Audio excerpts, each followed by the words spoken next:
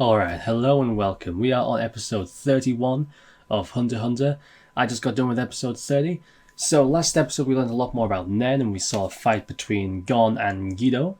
And that was really fun to watch. Seeing Gon being able to use Nen for the first time ever, the clever ways in which he used it to try and get an advantage in that fight.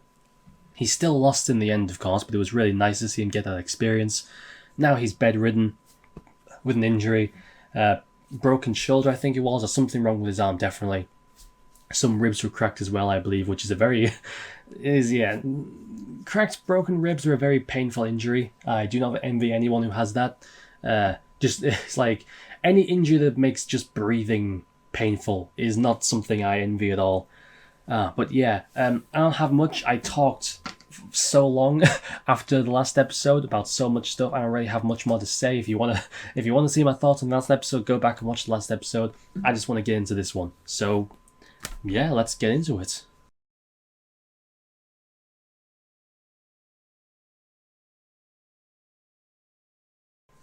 Alright, so that was episode 30, and obviously the highlight of that episode was the fight. Hisoka versus, what's his name? Castro. So we'll leave that for last, because that in and of itself is a big subject. So let's go with the other stuff first. Hisoka, it said, is as powerful as a floor master, right? So he's on that level. He just hasn't had enough. I asked before, well, if he's as powerful as a floor master, then why isn't he a floor master? Well, it's because he hasn't had enough fights to become a floor master yet, right? And it's kind of meta as well, because his record is 7 wins, 3 losses, right? And those 3 losses were from people who ran away and didn't want to fight him, right? They didn't show up to the fight.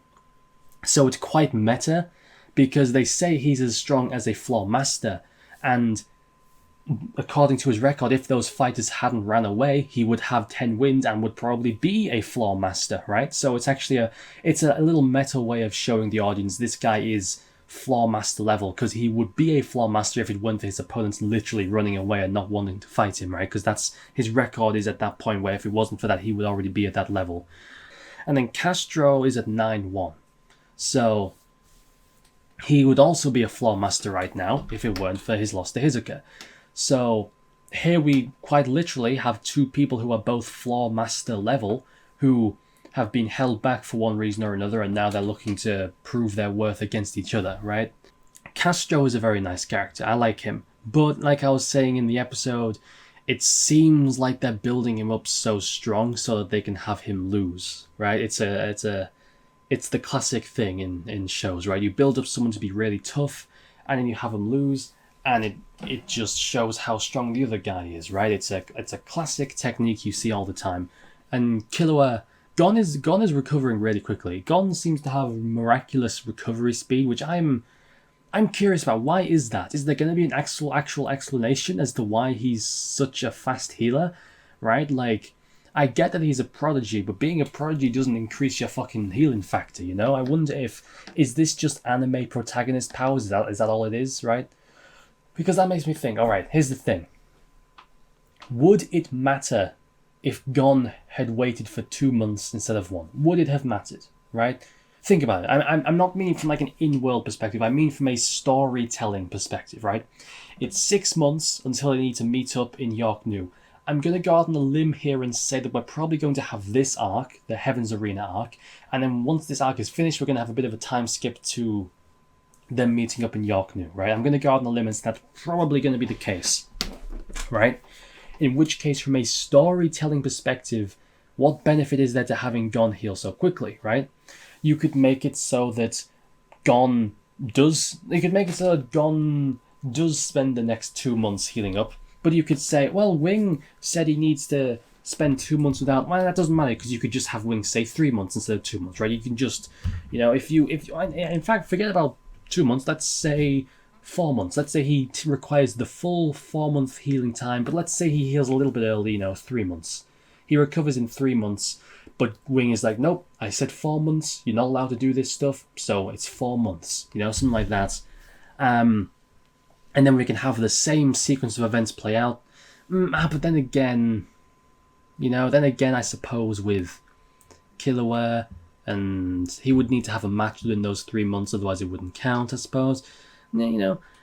there's a lot of factors playing in, but my point is, you could write it so that Gon heals with a normal time frame, while still having this like story play out the same way it is now. So I wonder why the author chose to have Gon heal within a month. Is there a reason for that? Because if we have a 6-month time frame, it's not like you don't have a lot of time to work with, because you do. 6 months is a long time. There's no real reason why you can't have Gon take 2 or 3 months to recover, right? Unless there's a reason behind it. You know, maybe it's for time reasons. Maybe something is going to happen within the next few months that Gon needs to be prepared for, and that's why. Maybe the author really wants to show off that Gon is actually something special. He's not just an ordinary kid. He really does have something special going on with him, and that's why he's able to heal so quickly. There's no reason why you can't just write it in a way where Gon heals in the normal amount of time and the story continues to play out as it is now. People bring up points like, oh, well, Wing said that you can't do such and such within this amount of time, and that's why, oh, well, because Killua would need to fight within 3 months, and that's why. It's like, there's lots of reasons, but these are all reasons which could be very easily explained if you just wrote things a bit differently. You know, have Killua have a fight in the 200 and have it be against some guy who, you know, it's a cool fight, but Killua wins relatively easily, and you know, Wing have him set it for 4 months, but Gon recovers like 2 weeks early, and so he still has 2 weeks left, and that's why he can. You know, there's ways around it if you're the writer. So I'm just thinking out loud on, I wonder why the writer decided to make it so that Gon would heal so quickly. It could just simply be to show that Gon's really, you know, he's really special. He's really good at healing. You know, he recovers quick. That's entirely possible. But I also wonder if it's meant to hint at something a little bit more real, a little bit more genuine, that we should be thinking about of, why is Gon so special? Why does he have all this talent? Why is he so ridiculously capable with Nen so quickly? Why can he heal so fast? Maybe there actually is something going on with this kid that's more than meets the eye, and that's why he's so damn special, that even though he's not that strong compared to other hunters right now, he's showing a ridiculous amount of potential which is far beyond the average hunter, right? And then we had that scene where Killua went to check on, what's his name, Castro, and Castro of course used a double and appeared behind him, right? We know now that's what happened. But my prediction was that he was projecting his Hatsu out to create an illusion, right? And that seems to be the case, but that he was projecting his Hatsu out as an illusion and then dispersing the illusion. I was kind of right with that in a way, but I was wrong in a very key way, which is that it wasn't an illusion, it was actually a double. Like, it was an actual physical thing. It wasn't just an illusion, it was a physical thing which had a physical presence. I want to know exactly how that works. Like, how was he able to do that? Maybe that's a thing where they're not going to explain it, not because there isn't an explanation, but because it is such a high-level technique that our characters wouldn't be able to do it now, and so, since we're seeing the story from their perspective, we can't explain it now, you know what I mean? The characters can't understand how it's done, so even though there is an explanation which does make sense, we're not going to explain it yet because we're seeing this story from the perspective of the characters who don't understand how it's done, right? I think that makes sense. I think that makes perfect sense. So I'm okay if we don't get an explanation yet on how that works. We might, but if we don't, I'm okay with that. I would be a little bit annoyed if we go the entire story without ever learning how that works, but I think for the time being it's okay, because, you know, we're supposed to be seeing this from the perspective of people who are new to Nen and don't really understand how it works, and so stuff like this, which seems so advanced and beyond our understanding, I think it makes sense given the context, right? And then we get to the main event, right? The fight between Hisoka and Castro, that's his name, Castro. So Castro lost the first fight, and so he's been training for the past 2 years and has developed this double technique where he can create a double of himself. And that is giving Hisoka a lot of trouble, right? And, well, it was anyway. And Hisoka wasn't focusing on defending himself so much. He wasn't running too much away. He wasn't fighting back. And even Castro made a point of, why aren't you fighting back? Why aren't you fighting me? Why aren't you trying? Why are you just running away? And the reason was that Hisoka wasn't wasting his mental energy on trying to fight back, right? He was focused entirely on observation, watching his opponent. Okay, I'm going to take a few hits, I'm going to lose a few points, but I'm going to watch this guy, keep my eyes locked on him, see exactly what he's doing, and figure him out, right? So he was sacrificing a few points in order to figure out his opponent so he could come up with a plan. And Castro's plan was really fun. I liked it a lot. So what he was doing to start with, I believe, was he was going in for a hit, right? Boom, a hit. But he would create a double, and that double would do the hit first, which Hisoka would then block, and then the real him would come in and do the hit again, and this time it would land because Hisoka has already raised his defenses, and so what's-his-face, Castro can easily just go around his defenses with the real hit, something like that, right? You know, Hisoka dodges out of the way, so now he's off balance, and then the real hit comes and hits him while he's off balance and can't dodge, something along those lines. What he's doing there, it's basically just a feint. It's basically just a... You know, it's like...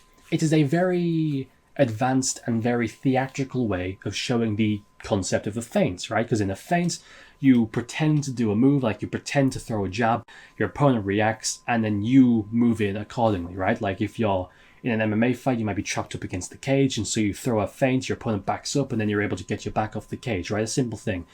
This is a very dramatic thing, right? He's literally creating a double to go in for the hit first, but it's basically that same concept of a feint, but just shown in a very dramatic way, right?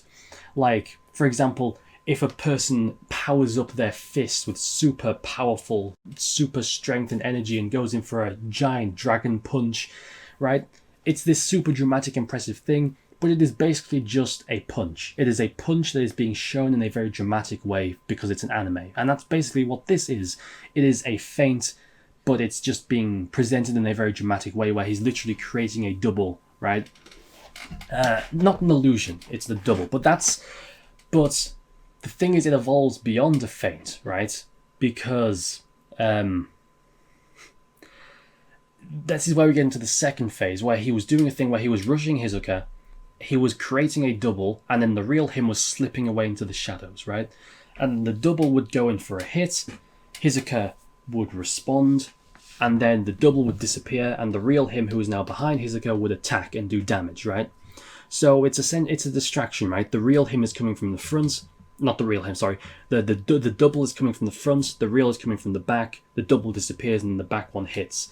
And that's important because there's a very important distinction between it being an illusion and a real thing, and that important distinction is that you don't know which side is going to attack, right? If it was an illusion, you could make a prediction. Okay, the one in front of me is an illusion, so I don't need to worry about defending that. I can just defend from behind. And even if he swapped it around, so the one in front was real and the one behind was an illusion, if you're able to figure that out, you still know to defend the front, not behind, right? But the fact that both are real is very important because it means that he can attack with either one, right? So he can do the thing where he feints from the front and attacks from behind multiple times, and then once you figure that out, well, now he attacks from the front because you're not expecting that, right? The fact that they are both physical, real things is a very important factor. And Hisoka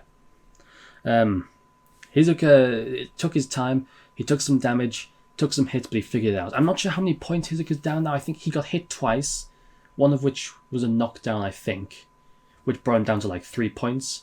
And then he had his arm cut off, which that has to count as a critical hit. So that's 2 points. So I think he's at around 5 or 6 points down now, I think. I could be wrong, but I'm pretty sure that's where he's at the moment. But Hisoka doesn't seem phased at all. He had his arm cut off and he doesn't seem to care, which I find that he's got to have some way to reattach the arm, right? Because I feel even someone as cool and calm as Hisoka would care if his arm got cut off. So I don't know how he's going to do it, but I have to assume he's got some way to put his arm back on. Unless, watch this be a fucking twist where Hisoka is also creating a double and the arm that got cut off was actually the arm of his double the whole time and Hisoka's a super quick learner. That would be impressive. Because we already saw that thing in episode 5 where Gon would go in to hit Hisoka and Hisoka would be like a fucking mist, right? He would disappear and then he would reappear somewhere else. So maybe that's the same thing. Maybe he was projecting an illusion of himself out, Gon would hit it, and the real Hisoka would be somewhere else, right? So maybe Hisoka already knows a variation of this technique, and the arm that cut off was the arm of the doppelganger and not the real thing. You know, that's possible. Although that would have required Hisoka to figure out the technique very quickly. But maybe he's a really fast learner. You know, that's entirely possible. I feel like I could probably talk longer about this if I really wanted to go in. But yeah, I think that might be how it goes, where Hisoka Because here's the thing, Hizuka has two options right now, as far as I can tell. Option one is that he figures out a way to defend both sides at once, and then is able to go on the offense. But yeah, I could continue talking for a while probably, but I'm still recovering from my cold. I can feel my voice getting quite sore. So I'm going to watch one more episode, conserve my energy for that episode. So yeah, I don't want to talk too much longer now, because otherwise I'm going to fucking die. And that would be unfortunate before watching the next episode. Yeah, let's get into it. I'm going to go into the next episode.